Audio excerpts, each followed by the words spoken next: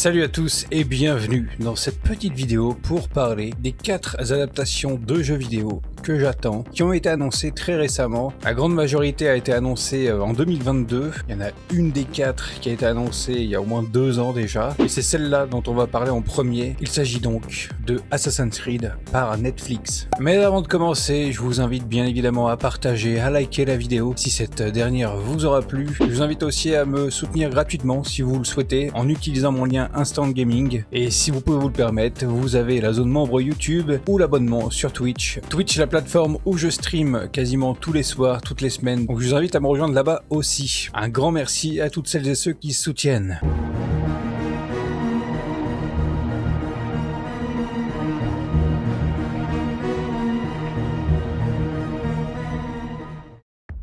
Alors ça fait maintenant plus de 2 ans que la série avait été teasée par Netflix, et en septembre dernier, à l'occasion du Assassin's Creed Showcase, je m'attendais à avoir des nouvelles par rapport à la série. Il n'en est rien, il n'y a eu aucune nouvelle particulière, si ce n'est qu'ils ont réinsisté un peu dessus en disant que c'était toujours d'actualité, que les équipes de Ubisoft travaillaient toujours avec Netflix pour nous donner la meilleure adaptation possible. Ceci dit, on a eu une nouvelle en mois de janvier qui est pas très bonne, c'est que James Stewart, la personne qui était à la base showrunner de la série, ne l'est plus. Est-ce que c'est parce que Ubisoft tient à faire les choses bien, quitte à ce que ça prenne plus de temps, ou est-ce qu'ils sont totalement perdus dans ce projet avec Netflix? Je préférerais que ce soit la première option, mais la seconde m'étonnerait pas, malheureusement. Est-ce qu'ils sont perdus réellement? Ça fait 2 ans, on n'a aucune news, on n'a rien, on n'a pas de casting, que dalle. On sait même pas si l'écriture du scénario a avancé, on n'a même pas une synopsis, on sait pas ce que ça va exploiter par rapport à la licence. Non pas qu'avoir une série Netflix Assassin's Creed ça soit le truc le plus attendu du monde, mais c'était une nouvelle assez sympathique, et puis pour les joueurs, avoir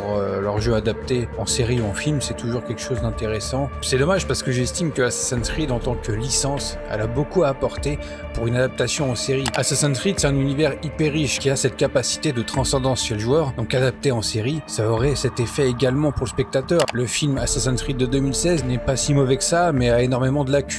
Justin Kurzel, il a fait genre je connais le jeu alors qu'il est passé à côté de ce qui fait l'essence de la saga, pour nous pondre un délire autour de la violence de l'humain. Et malheureusement, en plus de son histoire, en tout cas ses personnages, ils sont canons à la licence jeux vidéo, puisqu'on voit ces derniers mentionnés dans Assassin's Creed Origins. Pour moi, une bonne adaptation d'Assassin's Creed doit comprendre 70% de l'histoire avec les assassins et l'époque du passé, 20% avec le présent et environ 10% consacré au côté Issou, ancienne civilisation, qu'elle soit exploitée dans le passé comme dans le présent. Ce côté-là se doit d'être présent, parce que c'est ce truc totalement mystique et mystérieux qui donne envie d'avancer en fait, d'en apprendre plus sur l'univers, en particulier sur ces personnages-là, ces gens de l'ancienne civilisation. Le film de Kurzel, c'était 70% de présent pour 30% dans l'animus. Le passé doit servir au présent pour faire avancer l'histoire, pas l'inverse. En tout cas, c'est mon idée d'une bonne adaptation de Assassin's Creed, que ce soit en film ou en série.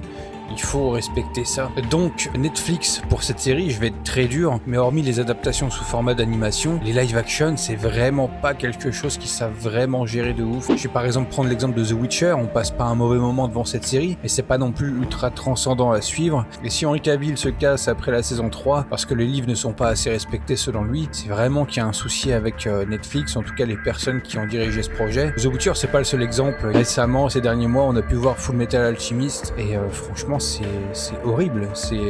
En termes d'effets spéciaux, c'est dégueulasse, et de scènes et des personnages repris, mais totalement what the fuck. On a aussi l'exemple de Cowboy Bebop qui n'a pas marché et qui n'aura pas de saison 2. Moi j'ai regardé 5-6 épisodes, ça m'a saoulé. J'ai pas eu envie de continuer par la suite. Je suis pas très convaincu par Netflix en termes d'adaptation de jeux vidéo. Il y a trop de projets chez Netflix, ils sont sur tous les fronts, et au lieu de faire beaucoup, ils devraient faire peu, mais en apportant de la qualité. Après, c'est tout de même un projet que j'attends, cette série Assassin's Creed Netflix, mais comme j'ai dit, je suis vraiment pas en confiance sur tous les aspects.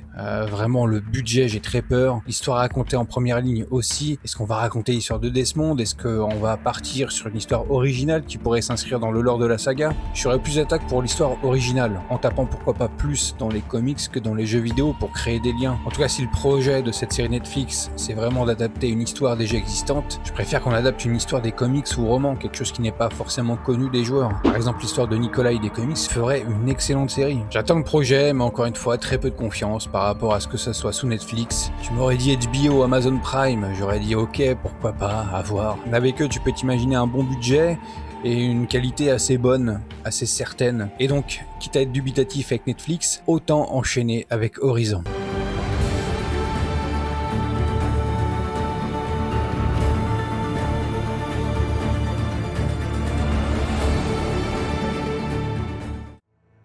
Comme pour Assassin's Creed, avec Horizon, j'ai des attentes sur l'adaptation, forcément, et sous Netflix, encore une fois, j'ai des craintes. Pour les mêmes raisons, hein, d'ailleurs, que ce soit en termes de budget ou de qualité dans le rendu final. Rappelons quand même que la dernière adaptation JV chez Netflix, c'est Resident Evil, hein, qui n'aura pas de saison 2, bien évidemment. On se demande pourquoi. Là où j'ai encore plus de crainte pour Horizon, c'est que la série va forcément, obligatoirement demander énormément de budget pour les effets spéciaux. On parle d'un monde des centaines d'années après la chute de la civilisation comme on la connaît. La nature a repris ses droits partout, autant sur Terre que dans la mer, et avec en plus l'immense particularité d'avoir des machines qui dominent le monde, là où les animaux sont minoritaires et pas très grands. En termes d'adaptation, sur les 4 dont je vous parle, dans cette vidéo, j'estime qu'avec God of War, Horizon est vraiment la plus exigeante en termes d'effets spéciaux. Par exemple, si la série et que l'univers ne nous met pas en scène beaucoup de machines sur le chemin d'Aloy, ce serait un échec. Les joueurs du jeu comme moi le savent, les machines sont omniprésentes. En ce qui concerne l'histoire, je me fais pas de soucis. Je pense que même scénaristiquement, on peut améliorer le parcours, que ce soit au niveau des dialogues qu'au niveau des événements marquants durant l'histoire. On peut revisiter un peu ça, l'adapter pour un format série et en faire quelque chose d'aussi épique que dans le jeu. En tout cas, vu que le produit de base l'est, je vois pas comment on peut foirer en adaptant ces histoires-là. Pour le moment, on sait pas grand-chose. Steve Blackman serait le showrunner de la série, qui aurait commencé son développement l'an dernier. C'est malheureusement le mec qui est derrière Umbrella Academy. Et que dire si ce n'est que cette série, elle est juste claquée au sol. Le problème de cette série, c'est que tu commences par quelque chose et tu finis de la même manière. En fait, c'est le chemin, la construction d'une saison est la même dans toutes les saisons. Il y a juste des événements qui changent, des époques, parce qu'il y a des histoires de voyage dans le temps, etc. Mais pour moi, chaque saison se ressemble, c'est vraiment dommage. Ça me hype pas vraiment que ce soit cette personne-là qui soit en charge de Horizon, que ce soit la même personne qui était en charge de Umbrella. Il y a eu quelques infos du coup qui sont tombées autour de la série par un certain Jeff Grubb. La série aurait pour titre provisoire Horizon 2074. D'après un autre article que j'ai lu, Grubb se serait trompé puisque 2064 correspondrait mieux avec les documents des événements des jeux. Pour moi, c'est pas impossible. Dans The Last of Us, par exemple, on a bien changé les dates des événements du jeu dans la série, donc pourquoi pas Horizon. Toujours selon les rumeurs de Grubb, la série serait divisée en 2 parties, que l'on suivrait parallèlement, à savoir l'époque des événements qui ont provoqué la chute de la civilisation moderne et l'époque du présent avec Aloy des centaines d'années plus tard. Ce qui est assez encourageant, c'est que Guerrilla Games et PlayStation auraient vraiment la main mise sur le projet. Maintenant, encore une fois, je reste sur mes positions concernant le doute et le manque de confiance. J'aime beaucoup la plateforme Netflix, hein, c'est pas ça le problème. C'est juste que force est de constater qu'avec les années, moi personnellement, j'ai un peu plus de mal avec ce que la plateforme produit. Comme je disais plus tôt, en même temps, ils portent tellement de projets par an que c'est difficile de trouver un bon équilibre en termes de budget disponible pour toute leur production originale. Pour que je change mon avis sur eux, il faudrait vraiment que, comme je dis, la formule change, qui passe de quelque chose de moins productif à quelque chose de plus qualitatif. Quand tu vois qu'ils héritent de projets comme Assassin's Creed et Horizon en termes d'adaptation jeux vidéo, tu peux pas me mettre la qualité et le budget d'une série par exemple comme Umbrella Academy pour Assassin's Creed ou Horizon, c'est pas possible. Il faut vraiment que Netflix mette beaucoup de budget là-dedans. Ces derniers temps, on sait que One Piece va arriver et que One Piece est sûrement leur plus gros projet en termes de budget, donc ça peut être encourageant vis-à-vis des adaptations à venir, que ce soit Assassin's Creed ou Horizon. Quoi qu'il en soit, pour cette série d'Horizon, on n'aura pas de nouvelles avant au moins 2024, voire 2025, au vu du fait que l'annonce date de l'an dernier.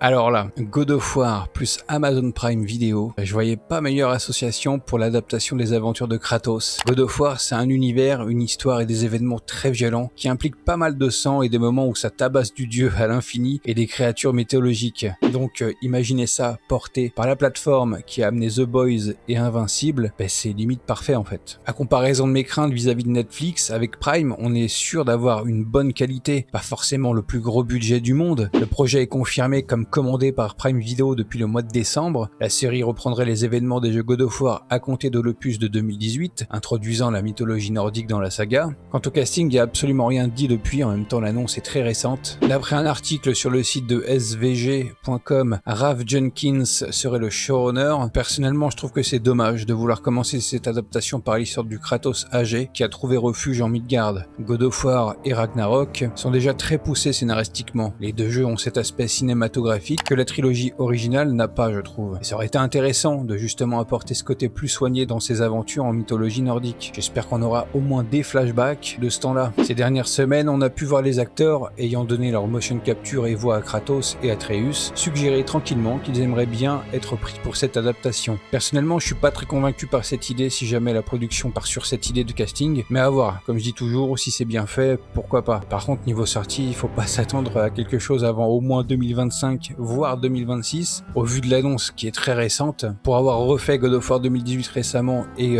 fait Ragnarok avec la sortie en fin d'année 2022, je sais à quel point le potentiel est énorme, mais j'ai du mal à m'imaginer la façon dont ils vont réussir à adapter la série sans faire trop de copier-coller et si les différences apportées vont bien passer pour les joueurs. Un exemple récent de changement, de différence entre un jeu et son adaptation qui ne sont pas passées pour moi en tout cas, c'est la série Halo. Le premier épisode il était sympa, mais pour moi finir l'épisode en montrant le Master Chief qui retire son casque et dévoile son visage, c'est le truc qui a fait que j'ai pas voulu continuer. Faire une adaptation c'est bien, d'apporter des différences scénaristiques ou par rapport aux événements, du moment que ça apporte quelque chose en plus, c'est cool aussi, mais j'estime qu'il faut un minimum respecter le produit de base. J'espère que la série God of War va réussir à respecter un minimum tout ça. On a quand même Cory Balrog derrière en producteur exécutif, donc normalement ça devrait le faire un minimum. Très curieux de voir comment le projet va évoluer les prochaines années, le casting et surtout avoir une idée du budget.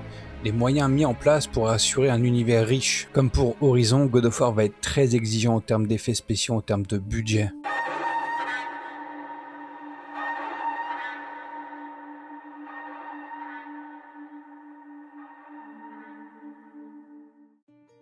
Et j'ai pu vous en parler récemment sur la vidéo TOC 38 A Plague Tale Requiem. Le jeu français produit et édité Cocorico va lui aussi avoir le droit à son adaptation en série télé. L'information a été annoncée aussi en 2022. On ne sait malheureusement pas grand chose, si ce n'est que bien sûr la série va adapter A Plague Tale Innocence et qu'elle sera réalisée par Mathieu Turi. Turi qui est donc français, je tiens à préciser, et a été assistant réalisateur sur plusieurs films et séries plus ou moins populaires entre 2009 et 2016. Il a réalisé les films Hostile et sorti en 2017 et 2020. Son prochain film, Gueule Noire, est prévu pour une sortie en 2023. Un réalisateur français qui ose proposer des films de genre. J'ai regardé récemment Hostile et Méandre il y a quelques jours et je peux vous dire que ça sent plutôt bon. Surtout au niveau esthétique et visuel. J'ai pas réussi à trouver le budget de ces deux films, mais je trouve que le manque de budget se ressent par moments. Les deux films sont des huis clos, les deux films ont un petit casting, avec surtout à chaque fois un personnage principal face à un espèce de monstre. Tu sens que Turi il a des idées. Ces images sont belles et colorées, aussi bien dans Hostile que dans Méandre. Méandre qui se finit sur une scène vraiment magnifique. On a limite envie de continuer le film après avoir vu cette scène. Histoire de pas faire que des éloges, je dirais que niveau scénario et dialogue, c'est pas vraiment ça. On dirait des courts-métrages étirés pour en faire des longs, mais pour le reste, dans la technique, dans la mise en scène et dans ces jeux de couleurs, je trouve que c'est très bon. Donc en prenant Plague Tale qui a déjà dans son produit de base de bons dialogues et des événements marquants autour de certains drames à travers les deux jeux, lié avec la bonne réal de Turi, je pense que cette série part avec de très beaux avantages. Je suis d'ailleurs très curieux de voir Gueule Noire, son prochain film,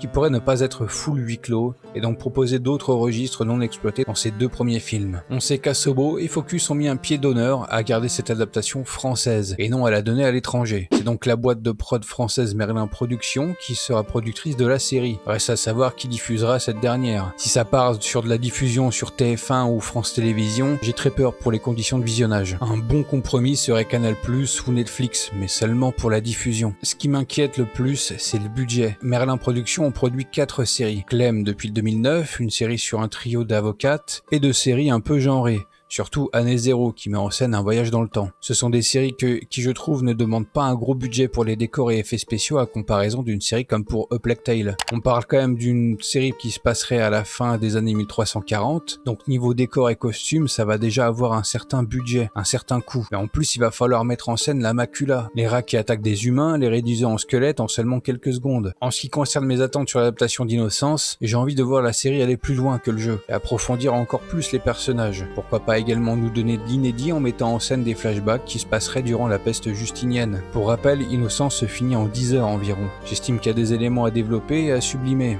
À voir comment Turi et les personnes derrière le projet comptent adapter le jeu. Est-ce qu'ils veulent faire quelque chose de très fidèle ou prendre des libertés sur les événements et personnages? Du moment qu'on respecte l'ambiance, les personnages, qu'on a un minimum de qualité par rapport à la macula et qu'on met bien en valeur le pays à l'image, je serai déjà satisfait. Le reste, ce sera du détail.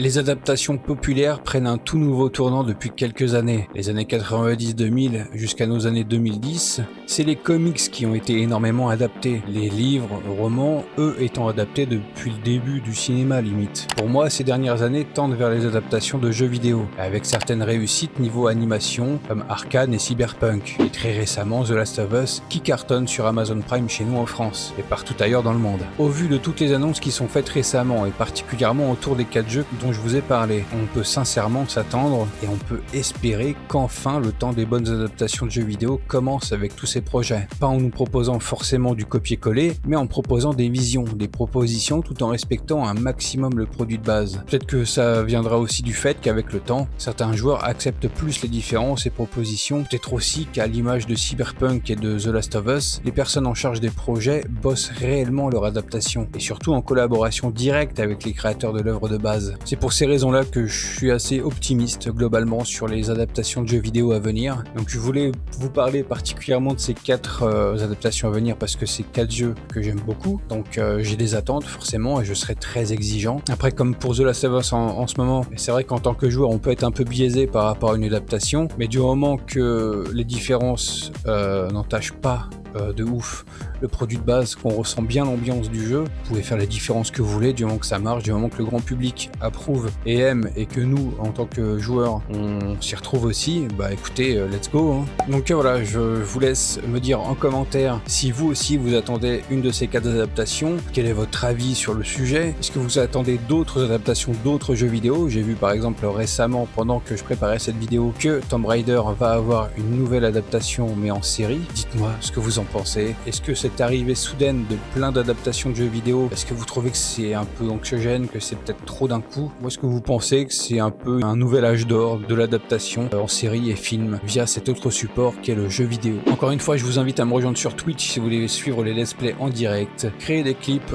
pour être mentionné et remercié dans les shorts à venir avec vos clips ou aussi dans le best-of. Sur ce, je vous dis à bientôt pour une prochaine vidéo.